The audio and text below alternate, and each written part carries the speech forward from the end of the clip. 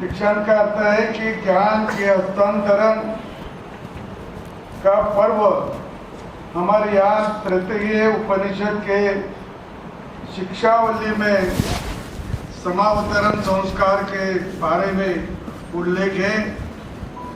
गुरुकुल में जब शिक्षा पूरी हो जाती तो गुरु अपने शिष्यों को अंतिम दीक्षा शिक्षा देते थे और वो सभी शिष्य वो शिक्षा का दीक्षा का पालन भी करते थे। अभी होता कि नहीं, आप सब जानते होंगे क्या क्या होता है, तो आप सभी को मालूम है। ये अंतिम शिक्षा होती है, यहाँ सत्य बोले, धर्म के मार्ग पर चले, स्वाध्याय में आलस्य न करे, प्राप्त शिक्षा की कभी व्यवहार का अंतिम उपदेश देते, वही समावर्तन संस्कार होता है। यही आज का दीक्षांत समारोह है। दीक्षांत शिक्षा का अंत नहीं बल्कि विद्यार्थियों के नव जीवन का आरंभ भी है। यही वह समय है जब आप अपनी प्राप्त शिक्षा का उपयोग राष्ट्र और समाज के विकास में करने के लिए तैयार होते हैं। आज जिन विद्यार्थियों को डिग्री और पदक प्राप्त हुए हैं उन्हें बहुत बहुत बधाई। उज्जवल भविष्य के लिए हार्दिक शुभकामनाएं। आप सभी ने पत्रकारिता का जनसंचार की शिक्षा प्राप्त की है। उन्हें अपने संवैधानिक अधिकारों के प्रति सजग करते हुए के प्रति दायित्व बहुत से जोड़ता है। हमारे यहाँ आजादी आंदोलन में पत्रकारिता ने बहुत महत्वपूर्ण भूमिका निभाई है।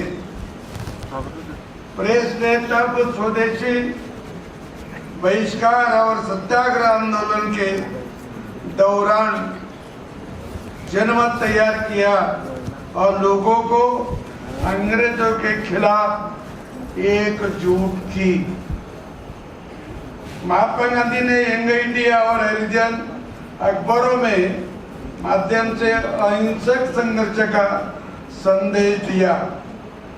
वही बाल गंगाधर तिलक ने अपने मराठी समाचार पत्र केसरी और अंग्रेजी पत्र मराठा के जरिए देश में उग्र मुखर आवाज उठाई। उन्होंने सबसे पहले हमारे यहाँ पत्रकारिता को जन सरोकारों, किसानों, मजदूरों और क्रांतिकारियों का आवाज बनाया। मुझे याद है कि राजस्थान में जो पहला पत्रकार या पत्रकारिता शुरू हुई वो उसका शुरुआत है 1849 और उनके संपादक थे पंडित लल्लू लाल जी ने वो शुरुआत की थी भरतपुर में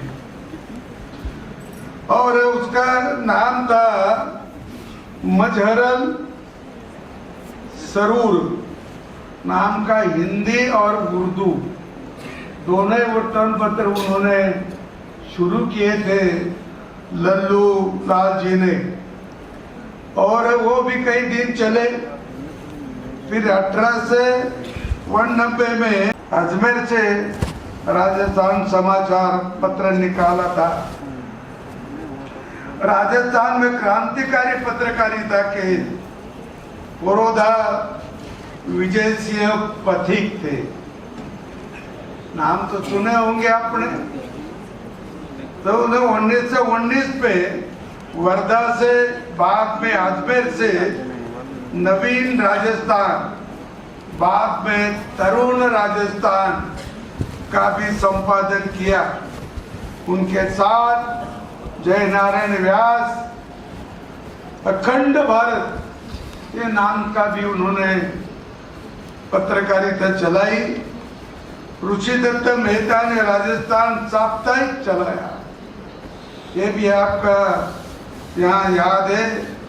हरिभाऊ उपाध्याय, इन्होंने त्याग भूमि नाम का ही एक पत्र निकाला।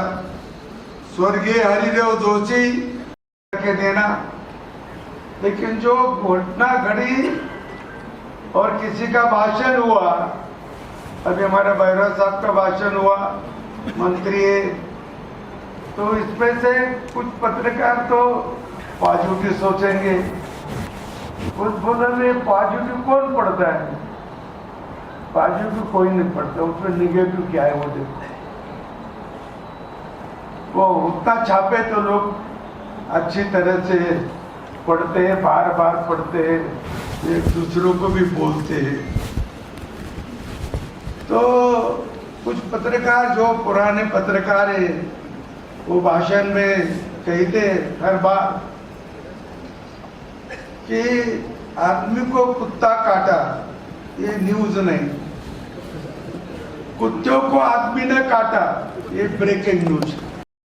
उनका तो 1937 में उनका जो नजर कैद में थे वो समाप्त हो गए। और सावरकर ऐसे एक योद्धा है कि हिंदुस्तान में सबसे ज्यादा शारीरिक पीड़ा, मन की पीड़ा किसको दिए होंगी अंग्रेजों ने, तो एकमात्र है सावरकर। सावरकर पोलो का गाना भी किया, मार भी खाया, चाबुक से मार भी खाते थे, एक अंधेरे कोठरी में रहते थे, जहाँ फांसी होती थी वो फांसी वालों को भी वहां से उनके रूम से देखना, ऐसी व्यवस्था। अभी तो सब हमारा है क्या नहीं? क्या है दूसरों का बोलो? जो जो मैं बताया वो तो सब हमारा है, मातृभूमि हमारी है, सब हमारा है। फिर हम वो झूठ का झूठ क्यों नहीं लिखते? तो वह झूठ का झूठ लिखना जरूरी है, तो भी अगली पीढ़ियों का समझ में जाएगा कि वो झूठ था, वो झूठ था। और किसने हिम्मत तय की तो झूठे झूठे रहेगा, लोगों को वो सच मालूम होगा। देखो, ये झूठ 100 बार बोला तो सच मालूम होता, एक झूठ 100 बार सच बोला तो वो सच लोगों को पटता, सच लोगों को मालूम होता। अकबर के पुत्रों को पूछो, अटल जी ने लिखी, अकबर के पुत्रों को पूछो मीना बाजार याद है क्या नहीं, मीना बाजार याद है कि नहीं? क्या है मीना बाजार? अटल जी ने लिख दिया, क्या है मीना बाजार? ये मीना बाजार है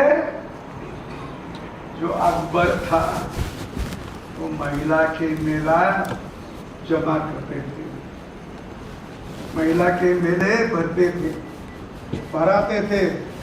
और कई लोग बोलते कि उन्होंने तो कुंभ मेले को भी मदद की। काय की मदद की? वो महिला उसके नजदीक जाता था, ये था। तो ऐसा है, मीना बाजार में ऐसा मेला हुआ। और हमारे बीकानेर की एक रानी, एक धाड़सी भाई किरण देवी, जब उसके हाथ को उन्होंने स्पर्श किया तो उनके पास जो कटार थी वो कटार उसके गले को लगा दी।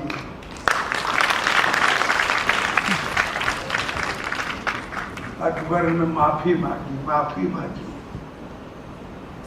और वो माफी मांगी और उन्होंने उसको छोड़ दिया, क्योंकि हम तो बहुत